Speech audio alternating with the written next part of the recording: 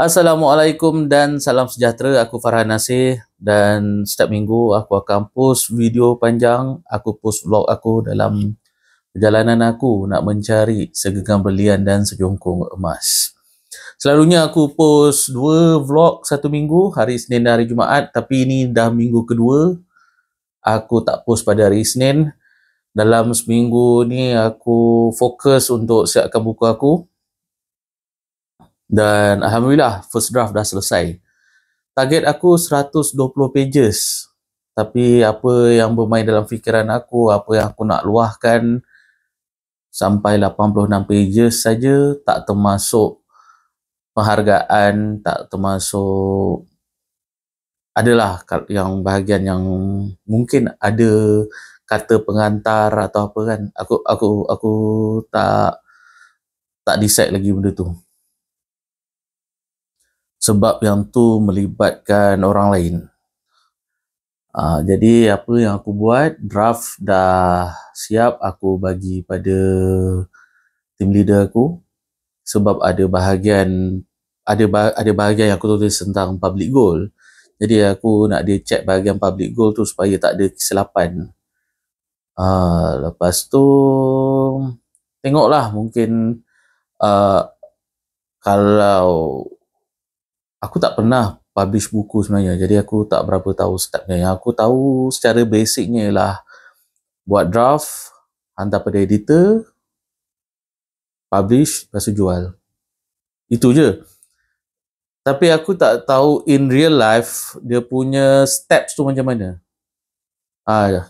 Jadi buat masa ni aku tunggu dulu lah team leader aku bagi respon. That's one thing. Lepas ni aku menjalankan hidup seperti biasa sebab seminggu ni I took day off. Maknanya aku tak buat kerja lain. Aku hanya duduk depan laptop dan menaip dan check fakta dan check flow, check coherence. Itu je selama seminggu. And then step lepas ni ialah aku tak tahu. The thing is bila aku dah selesaikan buku ni, korang tahu tak, bila kita tak buat sesuatu, dia asyik bermain dalam fikiran tau. Contoh dulu sebelum ni, aku nak buat konten. Tapi aku tak buat konten.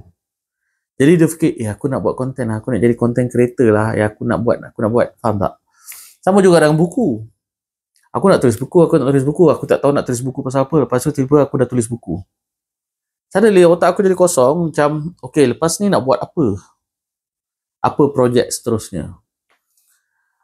Aku rasa aku dah banyak kali kecewa sebelum ni dengan projek-projek aku sebelum ni. Jadi bila benda ni, walaupun baru first draft, aku dah rasa macam okay, benda ni dah settle. Aku tak nak fikir, aku tak letak apa-apa harapan, aku tak nak kecewa, aku tak nak sakit sebab harapan. Kadang-kadang kita letak expectation yang tinggi. Yang bagi sakit ni expectation sebenarnya, bukan orang lain, bukan siapa-siapa pun, expectation kita.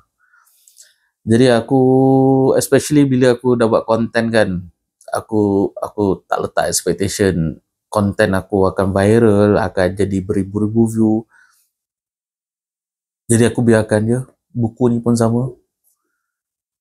I don't have any expectation sebab sekarang ni semuanya berada di luar kawalan. Aku dah buat bahagian aku. Bahagian aku ialah duduk dan menulis. That's it. Laku ke tak laku ke, okey lah, aku kena bercerita, aku kena marketkan benda ni kan. Aku akan cuba marketkan benda ni, tapi laku ke tak laku, orang suka ke tak suka, that's really out of my control. Dan somehow aku dah melatih diri aku sikit-sikit lah. Tak perlu fikir sangat benda yang di luar kawalan. Benda kita tak boleh kontrol, nak macam mana. Aku lepas ni aku akan, insyaAllah akan pindah rumah. Aku balik ke rumah orang tua aku kejap sebelum pindah ke tempat lain yang aku nak. Maknanya pindah ke kota lain yang aku nak lah. I don't know, aku tak decide lagi. Maknanya survey dulu lah. Ada few properties yang aku minat, tapi aku tak pergi viewing lagi.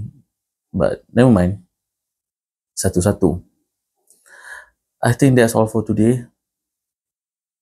Aku rasa aku nak cerita pasal buku aku je. There's nothing interesting yang aku nak share.